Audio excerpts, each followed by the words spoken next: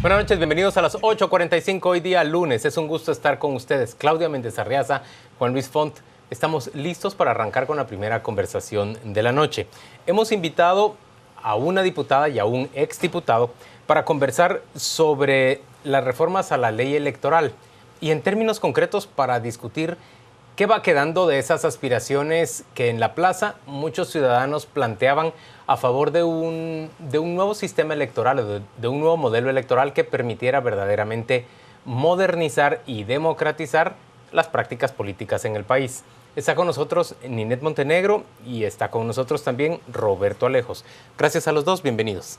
Yo quisiera plantear la discusión con quizás una actualización de qué ha cambiado, qué falta por cambiar y qué no va a cambiar. Lo que trato de preguntar es qué ha sido aprobado, qué se encuentra improbado y qué ha sido rechazado en esa reforma a la ley de partidos políticos. Ok. Inicialmente la reforma a la ley electoral y de partidos políticos, luego de irse a la Corte de Constitucionalidad, regresó al Congreso de la República con solicitud de enmiendas. Fue la Corte de Constitucionalidad la que no aceptó, por ejemplo, la que dijo que era inconstitucional la no reelección de los diputados. Fue la Corte de Constitucionalidad. Fue la Corte de Constitucionalidad la que dijo también que los comités cívicos no tenían la suficiente estructura para poder plantear candidatos a diputados. Y fue la Corte de Constitucionalidad la que consideró que era excesiva la cantidad dineraria para el Tribunal Supremo Electoral. Entonces, por eso hubo que hacer varias enmiendas. La segunda fase, un día domingo se reúnen varios diputados junto con Mario Taracena. Solo una pregunta, ¿la Corte de Constitucionalidad tiene potestad para decir cuánto dinero es mucho o poco para un ente del Estado? ¿La soberanía no recae sobre el Congreso y no sobre los magistrados de la CC? Una buena pregunta, pero así venía. En torno a cuál era la capacidad de pago del Estado. Del Estado. Pues. Exactamente, eso es lo que venía. Los magistrados legislan. Es un problema que existió con esta Corte en lo particular. La Corte saliente. La Corte que está saliendo porque dice, esto no debería de estar de tal forma, ¿verdad? O digamos, yo estoy totalmente de acuerdo, el tema de aumentarle presupuesto al Tribunal Supremo Electoral no es un tema constitucional, en todo caso es un tema fiscal y el Congreso tendrá que encontrarle la solución al balance a la hora de aprobar el presupuesto. Y entonces y lo que preocupa es que la reforma debe ser integral, porque un Tribunal Supremo Electoral sin plata, y le estamos poniendo un montón de funciones de fiscalización y etcétera, se vuelve esa ley no funcional. Para mí la ley que se está aprobando es una ley que va a haber que volverla a revisar, va a haber que volverla a mandar a la Corte. Realmente no va a funcionar, es una ley no coja. Está cambiando las estructuras no está del cambiando sistema, el sistema porque para empezar hay que fortalecer al Tribunal Supremo Electoral y eso, como bien lo explicó la diputada, la misma Corte ya cortó el tema del presupuesto y desde ahí nos había pasado también cuando se pretendió darle a los partidos políticos más dinero por el voto para ir eliminando el financiamiento privado. Pero déjeme y también lo declararon inconstitucional. Déjeme anotar acá una de las discusiones que han tenido en el Congreso de la República y reformas que sí prometen, quizás no cambios de fondo, pero cambios a la dinámica que hasta ahora llevamos. Sí. Han aprobado, por ejemplo, la validez del voto nulo, han cambiado la fecha de convocatoria y celebración de elecciones, es decir, a partir del siguiente periodo de elecciones nosotros vamos a ir a votar en junio y se va a convocar elecciones en enero. También ha cambiado el voto del guatemalteco que vive en el extranjero, va a tener una validez. ¿Un número fijo de diputados? Un número fijo de diputados y por el otro lado la asignación presupuestaria que reciba cada partido político, esto es el dinero que recibe por cada voto, tengo entendido, y esta fue de las últimas discusiones que celebraron en el Congreso, va a estar regulado hacia qué destinos debe de ir con el fin de hacer más sólido el partido político. Así es. ¿No son estos cambios Positivos.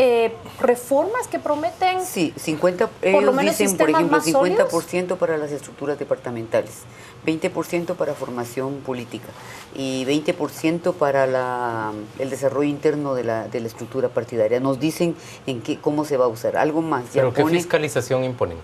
Que ya, por ejemplo, ya no solo es el Tribunal Supremo Electoral, sino la Contraloría General de Cuentas y la Superintendencia de Bancos, la que entra a fiscalizar. Además debe estar en una sola cuenta ya, porque a veces había cuenta de donaciones, cuenta de la deuda política y una cuenta en el periodo de la contienda electoral, por ejemplo. Ahora debe estar todo en una sola cuenta bancaria y dar cuentas, valga la redundancia, a estas autoridades que le digo cada tanto tiempo. Eso ya son avances sustanciales. Déjenme preguntar, ¿ustedes creen que estas reformas, así como las está describiendo Claudia y como las comenta la diputada Montenegro, realmente conducen a una mejora, a una democratización de nuestro sistema partidario y de nuestro modelo electoral, diputado? Exdiputado, perdón. Yo creo que... Él ya no quiso ser diputado y vamos a seguir diciéndole diputado, quién sabe por cuánto tiempo. por cuánto tiempo.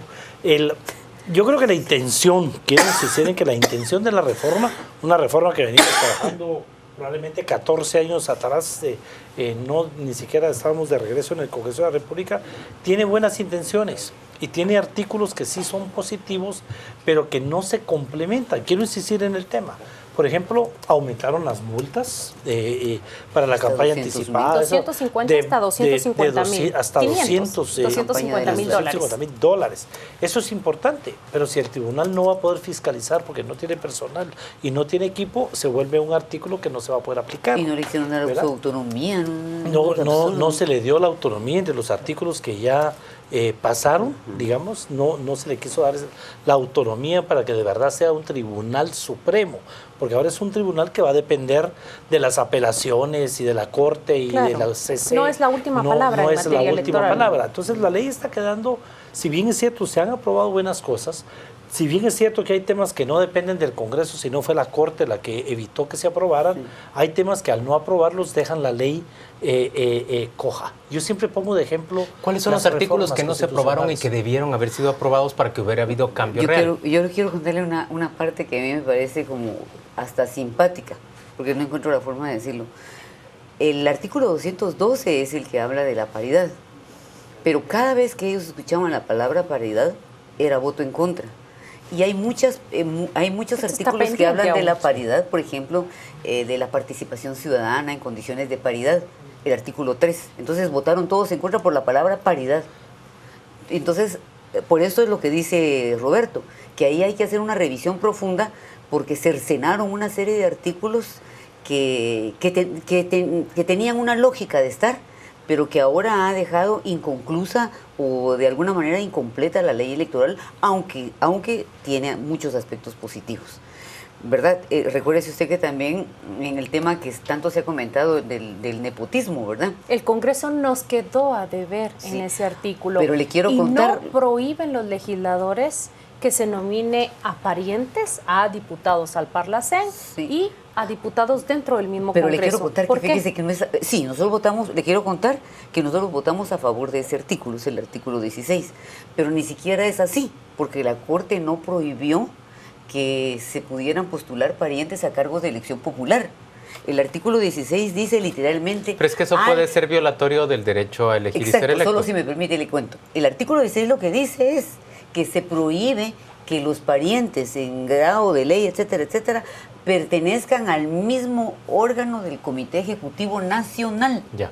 No es cierto que Mario salió diciendo, no, que ahora van a meter a los hijos, ya los metieron de todo modo, pero no era eso. El artículo 16 no dice eso, dice que se prohíbe que participen en el Comité Ejecutivo Nacional los mismos parientes. Comité Ejecutivo Nacional, no hay una prohibición, lamentablemente, si se quiere ver así, para cargos de elección popular, porque se consideró que también era inconstitucional. Roberto, esa es una cuestión de la Corte. ¿Qué se debió haber reformado que no se está reformando? Bueno, yo quiero insistir en el tema de poner de ejemplo lo que nos pasó con la Constitución. Los constituyentes habíamos aprobado una Constitución donde el periodo, sí, era por 5 años. el periodo de gobierno. Y en las reformas de la Constitución se redujo otra vez a 4, pero no se tocó las elecciones que hace el Congreso para magistrados, para Contraloría, etcétera, etcétera, y haber reducido ese año a 4, entonces ahora este Congreso que recién terminó tuvo que elegir casi todo menos la CC, porque los constituyentes habíamos estudiado cómo de alguna manera alternativa eran congresos distintos los que iban a ir eligiendo a los diferentes cargos, y al restarle este año se perdió la integridad. Lo mismo está sucediendo aquí. Se aprueba, digamos, que el presidente o presidenta del Tribunal Supremo Electoral sea rotativo, pero vuelvo a insistir, si no tiene ningún poder, si no es supremo y si no tiene ¿qué sentido tiene esa rotación? Tiene esa rotación? Digamos, le estábamos exigiendo a los partidos políticos que crecieran en número de afiliados y en número de municipios, pero no le estamos dando más fondos a los partidos políticos. Entonces tenían ahí una razón de no aprobarlo, porque ¿con qué fondos se va a hacer si se insiste en que evitar el financiamiento privado y aumentar el financiamiento público? Eso es una necesidad para que los partidos no dependan realmente de los famosos financistas, de los que hemos criticado tanto. La fiscalización es buena, pero no tener con qué hacerlo la hace realmente que no se puede cumplir, ¿verdad? Hablemos del siguiente paso. ¿Es probable que este Congreso aún tenga maniobra en estos artículos que usted cita y que con el cambio y relevo de la Corte de Constitucionalidad se equilibre la balanza en estos artículos controversiales, o ya es la palabra final? Bueno, depende. Podría haber un fondo de revisión, usted sabe eso. Si hay voluntad política, pero yo digo que si dijeron una vez no, van a volver a decir en el fondo de revisión otra vez no. Y en los artículos hace falta también. Sí. Miren, tenemos que empezar como país a reconocer que Guatemala sigue siendo un país machista, que seguimos siendo un país que discrimina, y eso se refleja en el Congreso de la República. La mitad de los diputados no va a ceder su espacio a una mitad de diputadas, y no lo va a hacer de esa manera obligada. Por eso hoy incluso hablábamos nosotros de la propuesta de cambiemos por el voto unipersonal, para poder escoger dentro de las listas a la persona, porque si vamos a seguir peleando por la paridad, no va a pasar, porque de verdad seguimos siendo un país machista y un país que es racista. Pero el argumento en contra de esa reforma sostiene que tendría que volverse a enviar a la Corte de Constitucionalidad. ¿Por qué se tiene que consultar todo? Mire, depende.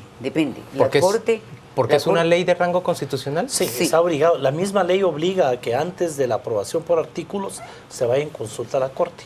Es un tema difícil porque eso evita que entren enmiendas producto de cualquier acuerdo, porque cualquier enmienda que entre en ese momento ya obliga a volver a mandar la ley a la Corte. Aquí se corren dos peligros. O que esta ley que se está aprobando ahorita se vaya a la Corte porque se le introducen varias enmiendas, o que de todos modos vamos a tener que seguir presionando por todo lo que quedó pendiente y vamos a seguir que buscar una tercera generación de reformas a la ley electoral, porque no se está complaciendo de una u otra forma, culpa de los diputados o no culpa de los diputados, como en el caso de que también es de la CC, con lo que la plaza realmente estaba pidiendo, que es como le hemos llamado a la solicitud de la población. Pero la Corte lo que nos dice ahorita regresaron las enmiendas y dice literalmente que si hay una sola modificación, ¿deben enviarlo, no? Tenemos que devolver el cuerpo completo. El cuerpo completo. Una coma, un punto, hay que devolver. Pero el escenario más probable es que así va a suceder. La impresión que yo tengo personal es que a lo mejor debería volver, porque se ha vuelto una especie de Frankenstein, ¿verdad?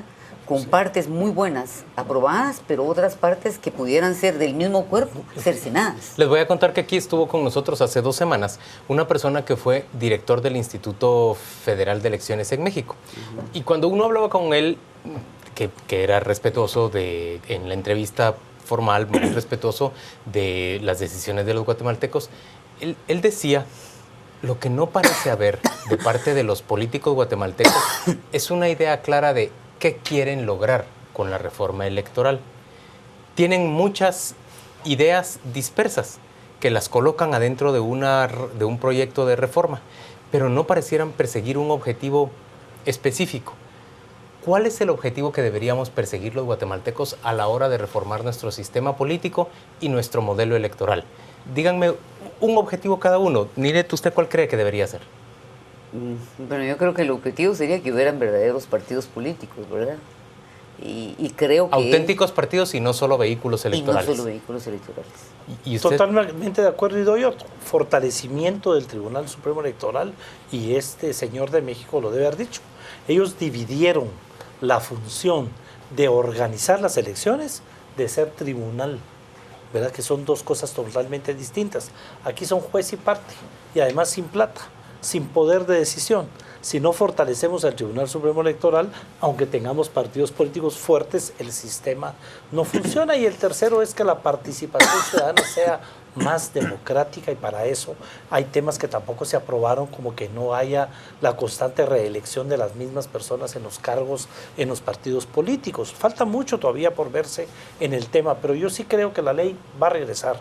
Pero entonces, la siguiente pregunta es, ¿creen ustedes que con estas reformas se está logrando el fortalecimiento de auténticos partidos, o en realidad lo que estamos haciendo es siguiendo tolerando que nuestro sistema prohíbe clubes de amigos o vehículos electorales en lugar de auténticas instituciones Yo partidarias? creo que debe haber una tercera generación de reformas a la ley electoral y de partidos políticos, porque como bien dijo Claudia, quedamos debiendo, ¿verdad? En muchos aspectos. Pero entonces... Y ha quedado cercenada e incompleta, y lo que vamos a lograr, porque ahí sí creo que sí se va a aprobar, es que se pueda apoyar de cara a la campaña electoral en condiciones de igualdad a los partidos políticos para la campaña pagado por el Tribunal Supremo Electoral, porque ahí sí creo que todos van a estar de acuerdo, pero en el resto queda bastante debilitado, aunque no en aspectos organizativos de los comités ejecutivos. Pero cuando habla de una tercera generación de reformas, ¿a qué se refiere? ¿A que 2016 se cierra con este capítulo? ¿Y cuándo se reabre esa tercera generación? La Corte dice que 60 días después de haberse aprobado ya podemos, como dice, como la Corte ahora nos dice qué debemos de hacer, qué debemos reformar. Reabrirlo.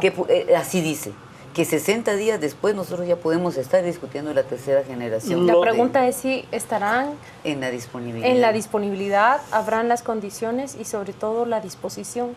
Los que estamos afuera vamos a empezar al día siguiente. No tenemos la obligación de respetar que la Corte nos prohíba sentarnos a discutir qué pasó con la ley al día siguiente, porque no es un tema legal. ¿De qué se ríe Ninet Montenegro? Porque ahora realmente dice, Alejos no está afuera. No, porque dice que de sombrero, ahora que ya no está en el Congreso, ya puede decir esas cosas. Pero así es. Los estamos fuera del Congreso, al día siguiente nos vamos a sentar a analizar qué tiene de bueno, qué tiene de malo la ley, y empezar a exigir esa tercera generación, que a lo mejor el Congreso la va a poder ver hasta dentro de 60 días, pero hay que tenerles lista nuestra opinión de qué fallamos, en qué nos convertimos, y tiene mucho que ver con tanto diputado nuevo que de verdad yo aplaudo que hayan diputados y diputadas nuevos, que haya una nueva generación, pero desconocen totalmente en qué hemos fallado electoralmente y en el proceso, y están llegando a discutir algo. Tres que cosas no hacen que no habían tomado posesión y ya se habían ido de su propio partido, ¿verdad? Tres cosas hacen que en Guatemala haya más vehículos electorales que partidos políticos. Tres cosas fundamentales.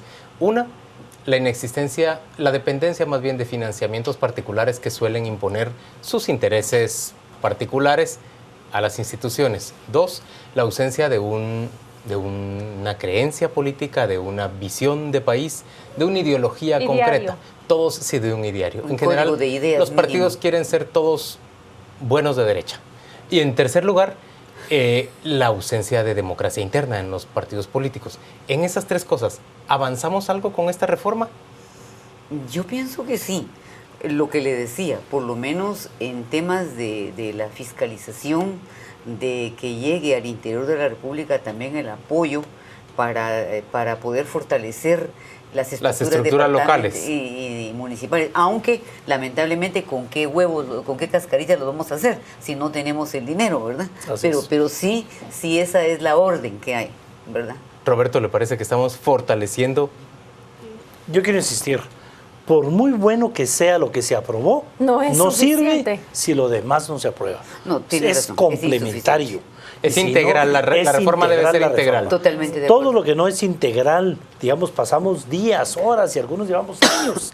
¿Verdad? Que lo mismo nos pasa con la ley orgánica del Congreso. Si no se ejecuta, todo ese sueño no va a servir de nada. Y con la ley de servicio civil, que no hay modo que arranque la discusión. El capítulo pendiente es fortalecer al Tribunal del tema. Supremo Hay que Electoral, fortalecer entonces. al Tribunal Supremo Está Electoral, sancionada ahí, fortalecer sin a los partidos políticos, fortalecer la participación ciudadana para que haya democracia realmente y más participación. Y una cosa va con la otra. Voy a poner un ejemplo breve. Supongamos que pasa lo de la paridad, pero no pasa lo de los parientes. Entonces esa paridad va a ser hijas, esposas, amigas, etcétera, etcétera, de quienes mandan en los partidos políticos si no prohibimos el tema de los parientes, ¿verdad? Y entonces por eso es que el tema debe ser integral, porque el tema de los parientes, yo estoy totalmente de acuerdo, un pariente va en esta lista y el otro va en otra lista, no hay problema, pero si van en la misma lista, digamos, lo que vamos a parar haciendo es metiendo hermanas, esposas, primas para complementar ese tema y entonces por eso es que debe ser integral. Está bien la fiscalización, esa parte fue buena, pero el tribunal no va a tener con qué ni cómo hacerlo. Señores, gracias a ambos por acompañarnos hoy a las 8:45. Vamos rápidamente con Rocío Lazo. Ella nos cuenta qué se comenta en redes sociales sobre este tema de las reformas insuficientes, según dicen ambos diputados, a la ley electoral. Juan Luis, muy buenas noches. Así es, hablamos en este momento sobre las nuevas reformas a la ley electoral y de partidos políticos que proponen los diputados dentro del Congreso de la República. Ya usted pudo ver la conversación que se tuvo con Roberto Alejos y Ninette Montenegro y nos interesa mucho saber su opinión. Recuerde, en Facebook y en Twitter nos encuentra como Canal Antigua. Comenzamos con Raúl. Mientras el sistema de elección de diputados permanezca invariable, nada cambia. No hay tal reforma electoral, es pantomima. Sergio Hernández comenta, las actuales reformas a la ley electoral y de partidos políticos no satisfacen la coyuntura política, por lo tanto, esto no acaba aquí. Ricky comenta, no a la reelección, ahora disfrazan el nepotismo con argumentos que no es el mismo organismo. Y por último, Antonio Gómez, seamos realistas, los buenos artículos ya no los aprobaron y sigue la fiesta en los partidos corruptos. Le agradecemos por todos sus comentarios y lo invitamos a seguir mostrando su opinión en nuestras redes sociales. Vamos a una pausa y regresamos con más.